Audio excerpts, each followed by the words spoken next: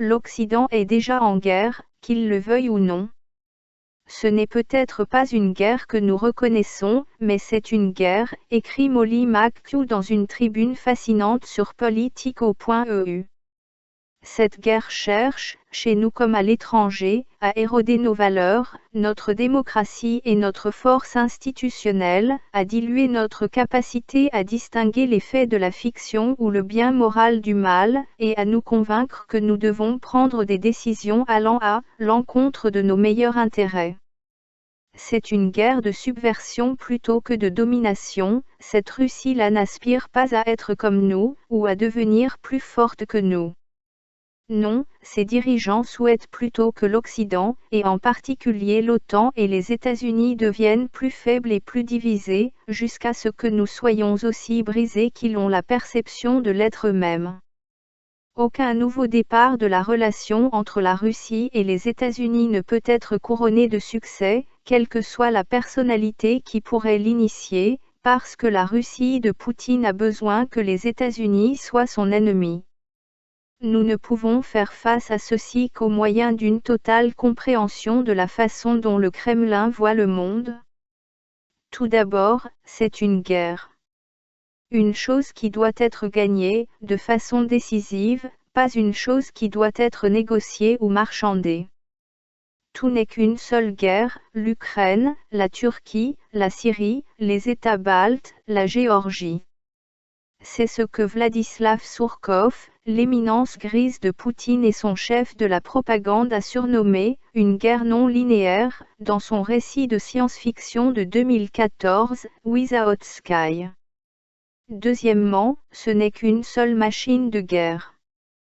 Les outils militaires, technologiques, diplomatiques, économiques, culturels, criminels ou autres sont tous contrôlés par l'État et déployés contre un ensemble d'objectifs stratégiques. La Russie veut remplacer les démocraties de type occidental.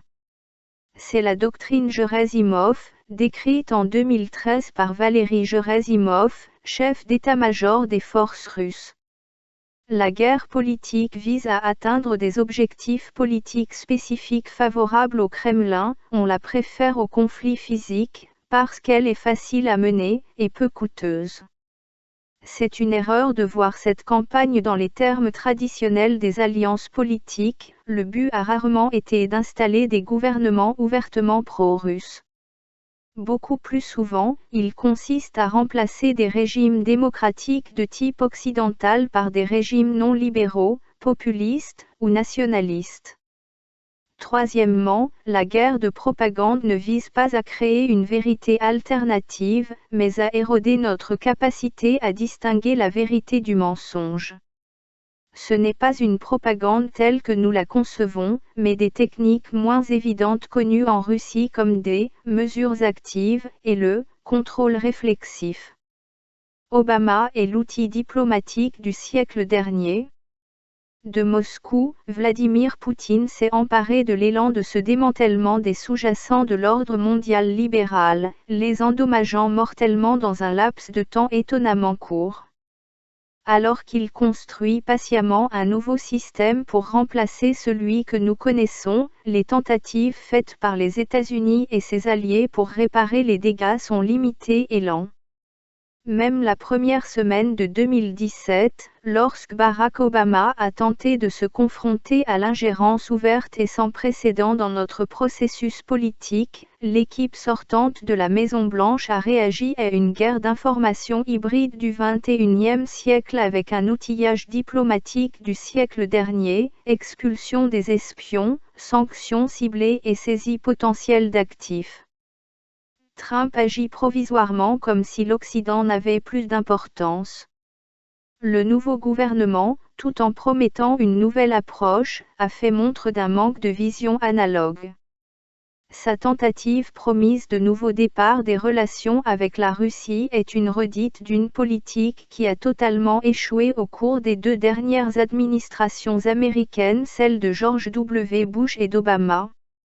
Jusqu'à présent, le président élu Trump semble beaucoup plus susceptible que ses prédécesseurs d'accélérer la dégradation de l'ordre mondial d'après-guerre, plutôt que de la combattre. Et cela pourrait être une très mauvaise chose ou une très bonne, de façon inattendue.